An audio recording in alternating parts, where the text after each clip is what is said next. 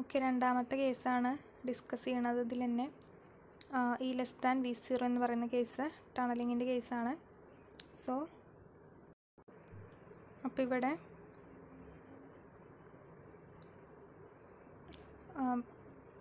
Region 2ലാണ് potentially present ആയിട്ടുള്ളത്. Region 3ൽ നോക്കുകയാണെങ്കിൽ എന്താണ്, ട്രാൻസ്മിറ്റഡ് വേവ് ഒന്നും ഉണ്ടാവില്ല ക്ലാസിക്കലി പറയുകയാണെന്നുണ്ടെങ്കിൽ. കാരണം എനർജി കുറവാണല്ലോ, പൊട്ടൻഷ്യലിനെക്കാട്ടിലും കുറവാണ് ഇൻസിഡൻറ്റ് പാർട്ടിക്കിൾസിൻ്റെ എനർജി. അപ്പോൾ അത് എന്ത് ചെയ്യില്ല, അതിൻ്റെ ഉള്ളിൽ കൂടെ, അതായത് പൊട്ടൻഷ്യൽ ബാരിയർ കടന്നിട്ട് പുറത്തേക്ക് വരില്ല എന്നാണ് നമ്മൾ ക്ലാസിക്കലി പറയുന്നത്. അപ്പോൾ നമുക്ക് എന്ത് ചെയ്യണം, ക്വാണ്ടം മെക്കാനിക്കൽ കേസ് നമുക്ക് ഡിസ്കസ് ചെയ്യണം ഇവിടെ. സോ ഇത് ടെക്സ്റ്റുള്ള ഫിഗറാണ്. കറസ്പോണ്ടിങ് ആയിട്ടുള്ള പ്രോബബിലിറ്റീനെ നമ്മൾ പ്ലോട്ട് ചെയ്തിരിക്കുകയാണ്. ഓക്കെ, അപ്പോൾ നമുക്ക് ഇവിടെ കാണാൻ പറ്റും ക്വാണ്ടം മെക്കാനിക്കൽ എന്താണ്, ഇൻ ബിറ്റ്വീൻ 0 ആൻഡ് ഒരു കോൺസ്റ്റൻ്റ് ആയിട്ടുള്ള പ്രോബബിലിറ്റി ഉണ്ട് നമുക്ക് കാണാൻ പറ്റും. സോ റീജിയൻ 1 കൺസിഡർ ചെയ്യാം, അതായത് x ലെസ് ദാൻ 0, അവിടെയാണ് എന്ത് ചെയ്യുന്നത്, പാർട്ടിക്കിൾസ് വന്നിട്ട് ഇൻസിഡൻറ്റ് ചെയ്യുന്നത്. സോ ഇൻസിഡൻറ്റ് പാർട്ടിക്കിളിൻ്റെ വേവ് ഫംഗ്ഷൻ നമുക്ക് ae⁻ik1x പ്ലസ് be⁻−k1x എന്ന് പറയാൻ പറ്റും.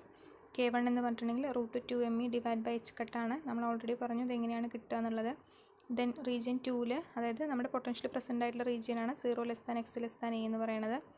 സോ അവിടെ k2 എന്ന് പറയുന്ന കോൺസ്റ്റൻറ്റ് നമുക്ക് √2m × V0 - e / h² ആണ്. കാരണം എന്താ വെച്ചാൽ V0 ആണ് ഈനെക്കാട്ടിലും ഗ്രേറ്റർ ആയിട്ടുള്ളത്. ഓക്കെ, സോ അപ്പോൾ നമ്മൾ എന്ത് ചെയ്യും, ഷ്രോഡിഞ്ചർ ഇക്വേഷൻ സോൾവ് ചെയ്യുന്ന സമയത്ത് നമുക്ക് ഇമാജിനറി ടേം ഉണ്ടായിരിക്കില്ല. കാരണം ഇവിടെ നെഗറ്റീവ് അല്ല വരുന്നത്, പ്ലസ് ആണ് വരുന്നത്. നമ്മുടെ ജനറൽ ഇക്വേഷൻ എന്താണ്, ψ2 × c × e⁻k2x plus d × e⁻−k2x എന്ന് വരും. ഇക്വേഷൻ നമ്പർ 12 ആയിട്ട് എടുക്കുക. ദെൻ എഗെയിൻ നമ്മൾ എന്ത് ചെയ്യണം, റീജിയൻ 3 കൺസിഡർ ചെയ്യുക. റീജിയൻ 3ൽ എങ്ങനെയാണ്, ട്രാൻസ്മിറ്റഡ് ആയിട്ടുള്ള ഏരിയ ആയിരിക്കും അല്ലേ. അപ്പോൾ അവിടെ എന്താണ്, e × e⁻ik1x എന്ന് പറയുന്ന, ദാറ്റ് ഈസ് ട്രാൻസ്മിറ്റഡ് ആയിട്ടുള്ള പോർഷൻ മാത്രമാണ് വേവിനുണ്ടായിരിക്കുള്ളൂ. ആൻഡ് k3 എന്ന് പറഞ്ഞിട്ടുണ്ടെങ്കിലും k1 is equal to, k3 k1 equal ആണ് √2me / h എന്ന് തന്നെ വരും. ഓക്കെ, ഇനി നമുക്ക് എന്ത് ചെയ്യാം, probability density versus X graph നമുക്ക് വരച്ചിട്ടുണ്ടെങ്കിൽ നമ്മൾ ഇതിവിടെ ഈ രണ്ട് റീജിയൻസിൽ അല്ലേ എക്സ് ലെസ് ദാൻ 0ലും എന്താണ് നമുക്ക് കിട്ടുന്നത്, ഒരു ഓസിലേറ്ററി ആയിട്ടുള്ള ടേം ആണ് കിട്ടുക. ദെൻ ഇവിടെ എക്സ്പോണൻഷ്യലി എന്ത് ചെയ്യാണ്, ഡീകെ ചെയ്യാണ്. ഓക്കെ, ആൻഡ്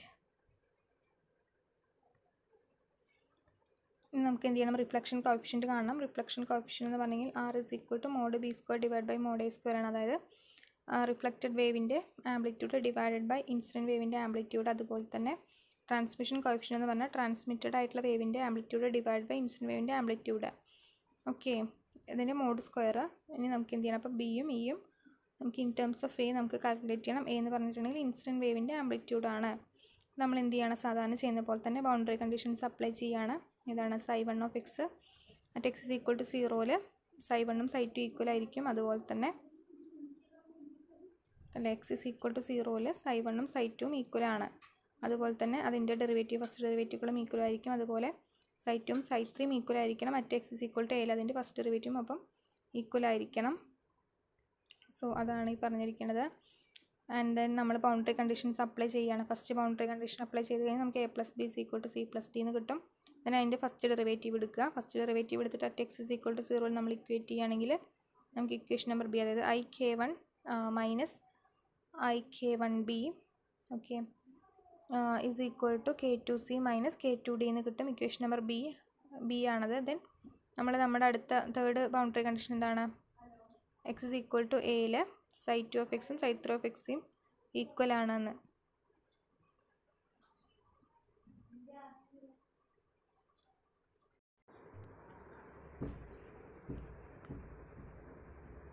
ദെൻ നമ്മളിതിൻ്റെ സെക്കൻഡ് ഡെറിവേറ്റീവ് കാണുക. സെക്കൻഡ് ഡെറിവേറ്റീവ് കണ്ട് നമ്മൾ അപ്ലൈ ചെയ്യുന്ന സമയത്ത് നമുക്ക് k2 × c e⁻k2a - d × e⁻k2a is equal to ik1 × e⁻ik1 എന്ന് കിട്ടും. അപ്പോൾ നമുക്ക് 4 ഇക്വേഷൻസ് കിട്ടി ബൗണ്ടറി കണ്ടീഷൻ അപ്ലൈ ചെയ്തപ്പം. ഇതൊന്ന് സിന്നും ഡിയും നമുക്ക് എന്ത് കണ്ടുപിടിക്കാം, ഇക്വേഷൻ സിയും ഡിയും നിന്നും ക്യാപിറ്റൽ സിയും ക്യാപിറ്റൽ ഡിയും, അതായത് കോഎഫിഷ്യൻറ്റുകൾ നമുക്ക് കണ്ടുപിടിക്കാം.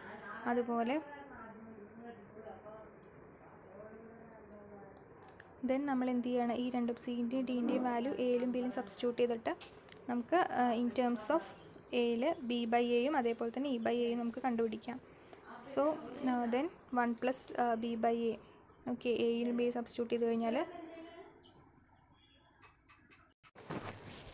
So 1 plus B by A, അതുപോലെ തന്നെ 1 മൈനസ് ബി ബൈ എ കിട്ടും. ഓക്കെ, ദെൻ ഫ്രം ദാറ്റ് നമുക്ക് ബി ബൈ എയും കണ്ടുപിടിക്കാം, അതേപോലെ തന്നെ ഇ ബൈ എയും കണ്ടുപിടിക്കാം. സോ ആർ എന്ന് പറഞ്ഞിട്ടുണ്ടെങ്കിൽ mod B square divide by mod A square ആണ്. അപ്പോൾ ഇത് നമുക്ക് എന്ത് ചെയ്യാം, റിഫ്ലക്ഷൻ കോഎഫിഷ്യൻറ്റ് കിട്ടും. സ്ക്വയർ ചെയ്യാണ് വേണ്ടത്. ഓക്കെ, അതുപോലെ transmission coefficient mod E square divided by mod A square ആണ്. അപ്പം എന്ത് ചെയ്യാം, നമുക്ക് ട്രാൻസ്മിഷൻ കോഎഫിഷ്യൻറ്റ് കിട്ടുമല്ലോ, ഇതിൻ്റെ ഹോൾ സ്ക്വയർ കണ്ടാൽ മതി. ഇനി നമുക്ക് എന്ത് ചെയ്യാം, reflection coefficient in terms of transmission coefficient നമുക്കൊരു എക്സ്പ്രഷൻ കിട്ടുമോ എന്ന് നോക്കാം. സോ ആർ എന്ന് പറഞ്ഞിട്ടുണ്ടെങ്കിൽ 1/4 ഇൻറ്റു, കാരണം ഈ ടേം ഇല്ലേ,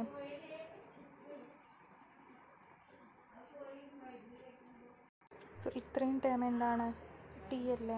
സോ നമ്മളിത് എന്ത് ചെയ്യുക, ടിക്ക് സബ്സ്റ്റിറ്റ്യൂഷൻ കൊടുക്കുക. So R is equal to 1/4 into T into k1 square plus k2 square divide by k1 k2 the whole square into ബാക്കിയുള്ള term sine H square k2a the whole inverse ഉണ്ട്. അപ്പം നമുക്ക് റിഫ്ലക്ഷനെ നമുക്കിങ്ങനെ എഴുതാൻ പറ്റും. Okay, and then cos h square എന്ന് പറഞ്ഞിട്ടുണ്ടെങ്കിൽ 1 പ്ലസ്, അതായത് sine H square plus cos h square 1 ആയതുകൊണ്ട് ടീനെ നമുക്ക് എന്ത് ചെയ്യാം, 1 plus sine H square k2a എന്ന് എഴുതാമല്ലോ. സോ ദാറ്റ് ഈസ് ടീനെ നമുക്ക് എങ്ങനെ എഴുതാം, 1 പ്ലസ് 1/4 ഇൻറ്റു ഈ ടേം. ഓക്കെ, അങ്ങനെ നമുക്ക് എഴുതാൻ പറ്റും. സോ നമുക്ക് രണ്ട് എക്സ്പ്രഷൻസ് കിട്ടി. ഇക്വേഷൻ നമ്പറുകൾ ഇട്ട് കൊടുക്കുക.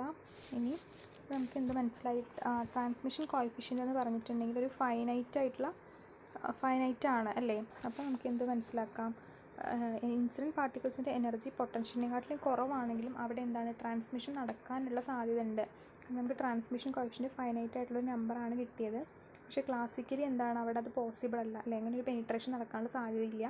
സോ ക്വാണ്ടം മെക്കാനിക്കലി എന്തുകൊണ്ടാണ് ഈ നമ്മുടെ പാർട്ടിക്കിൾസിന് എന്തുണ്ട്, വേവ് നേച്ചർ ഉണ്ട്. സോ അതുകൊണ്ടാണ് ഇങ്ങനെ സംഭവിക്കുന്നത്. ആൻഡ് ഈ ഒരു ഫിനോമിനയാണ് നമ്മൾ ടണലിംഗ് എന്ന് പറയുക. Okay, so quantum mechanical objects can tunnel through the classically impermeable barrier.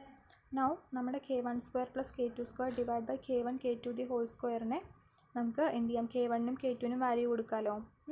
That is √2me divide by h കട്ടാണല്ലോ.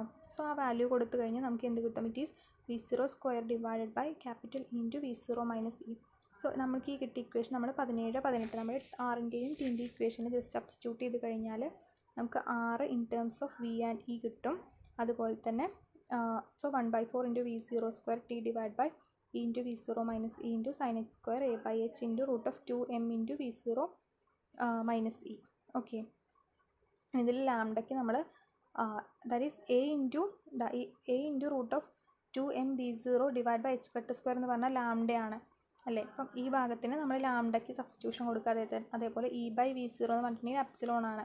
അപ്പോൾ അത് രണ്ട് സബ്സ്റ്റിറ്റ്യൂഷൻ കൊടുത്തു കഴിഞ്ഞാൽ നമ്മുടെ ഇക്വേഷൻ, അതായത് റിഫ്ലക്ഷൻ കോഎഫിഷ്യൻ്റ് എന്ന് പറഞ്ഞിട്ടുണ്ടെങ്കിൽ നമുക്ക് T divide by 4π epsilon into 1 minus epsilon into sine H square of lambda into √1 minus epsilon കിട്ടുന്നുണ്ടോ എന്ന് നോക്കുക.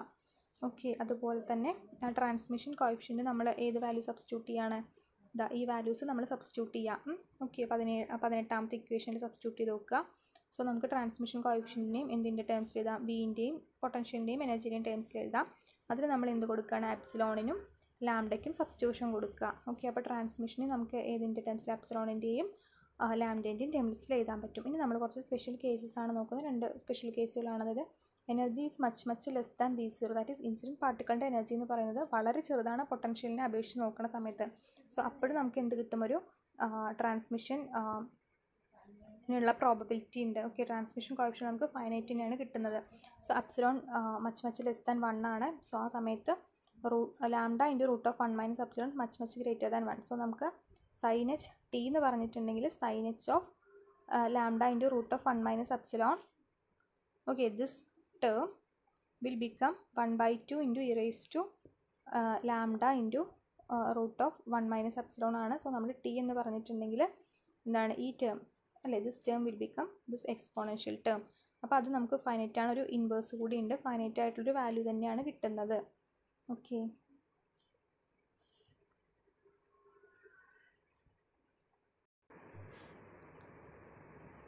ഓഹോ ഇപ്പം ഞാൻ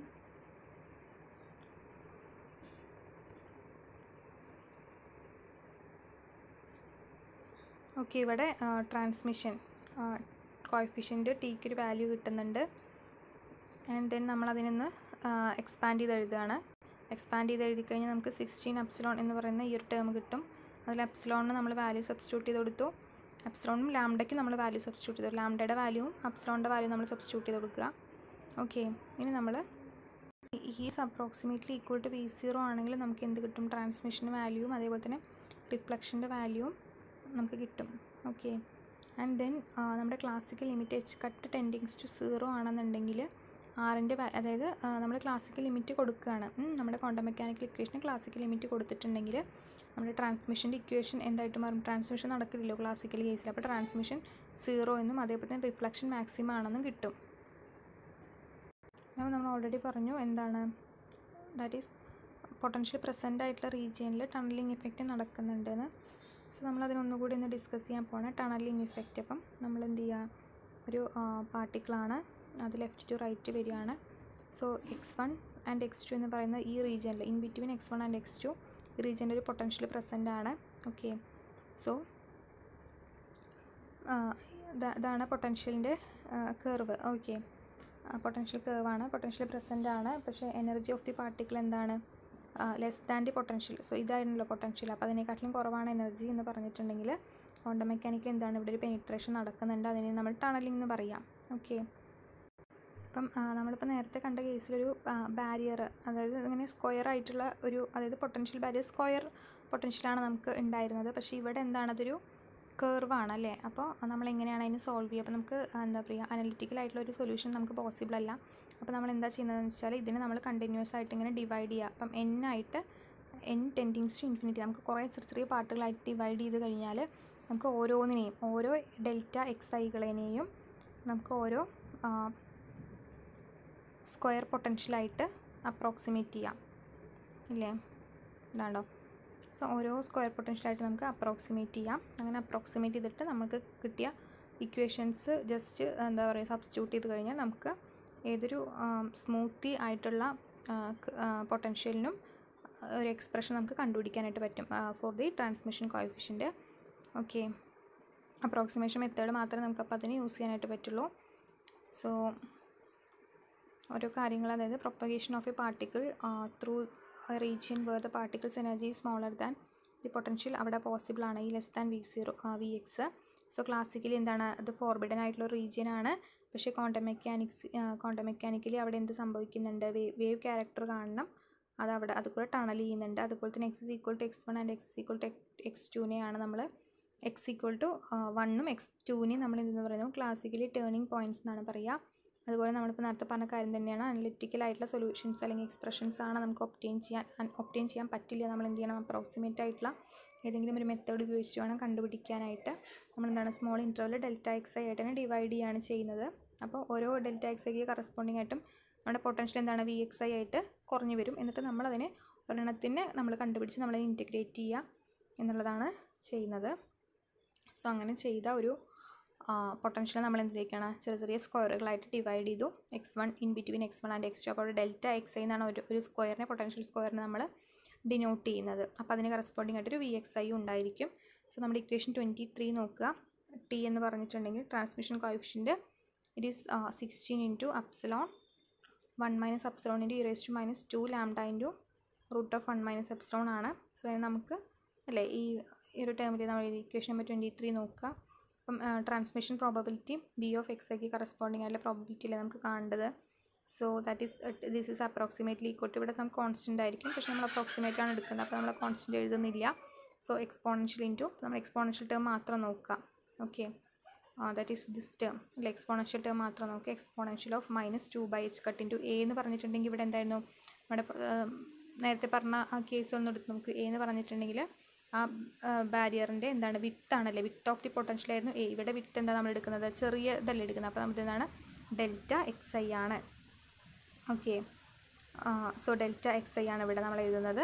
അതുപോലെ തന്നെ √2m ഇൻറ്റു V(xi) ആണ് അല്ലേ, ഒരു ചെറിയൊരു ഡിവിഷന് കറസ്പോണ്ടിങ് ആയിട്ട് V(xi) പൊട്ടൻഷ്യലാണ് നമുക്കുള്ളത്. സോ -e ദെൻ റീജിയൻ എന്ത് ചെയ്യുകയാണ്, നമ്മൾ n പാർട്ടുകളായിട്ട് ഡിവൈഡ് ചെയ്യുക. അപ്പോൾ നമുക്ക് എന്ത് വേണ്ടി വരും, ഇതിന് ഇൻറ്റു മൾട്ടിപ്ലിക്കേഷൻ അല്ലേ വരിക. ഓക്കെ, ഇവിടെ ടി എന്ന് പറഞ്ഞിട്ടുണ്ടെങ്കിൽ ഈ വാല്യൂ ആണ്. അപ്പോൾ നമുക്ക് എന്ത് ചെയ്യണം, ദിസ് ഈസ് ഫോർ ജസ്റ്റ് ഒരു ഡെൽറ്റ എക്സ് ഐക്ക് മാത്രമുള്ളതാണ്. അപ്പോൾ നമ്മൾ എന്ത് ചെയ്യണം, മൾട്ടിപ്ലൈ ചെയ്യേണ്ടി വരും. സോ അതാണ് multiplication over I is equal to 1 to n ആണ് മൾട്ടിപ്ലൈ ചെയ്യേണ്ടത്. സോ നമ്മുടെ this equation will become this multiplication over I from 1 to n exponential of -2 into delta X I divide by h cut into √2m into V of X I minus E എന്ന് വരും. And this is equal to exponential of -2 by h cut ഉണ്ട്. Then നമ്മൾ എന്ത് ചെയ്യണം, limit കൊടുക്കുകയാണ്. ഇതിനാണ് delta X i tending to 0 അല്ലേ, അത്രയും ഏറ്റവും ചെറിയ വിട്ടാണ് നമുക്ക് വേണ്ടത്. So limit delta X i tending to 0 summation over i into delta X i into this quantity. Okay, so നമുക്ക് എന്ത് ചെയ്യാം, ഈ limit delta X i tends to 0 that can be നമുക്ക് എന്ത് ചെയ്യാം, ഇൻറ്റഗ്രലിൻ്റെ ഫോമിൽ എഴുതാലോ. So that is T is equal to exponential of -2 by h cut into summation എവിടെ നിന്ന് മുതൽ ഇൻറ്റഗ്രേഷൻ എവിടെ മുതൽ എവിടം വരെയാണ് വരുന്നത്, ദിസ് സമ്മേഷനെയാണ് നമ്മൾ ഇൻറ്റഗ്രേഷനായിട്ട് എഴുതിയത്. x1 to x2 അല്ലേ, ഈ ഒരു റീജിയനിലാണ് dx into √2m into V of X minus E, അതായത് ടണലിങ്ങിൻ്റെ കേസിൽ നമുക്ക് ട്രാൻസ്മിഷൻ കോഎഫിഷ്യൻ്റ് എക്സ്പ്രഷൻ കിട്ടി. ഓക്കെ.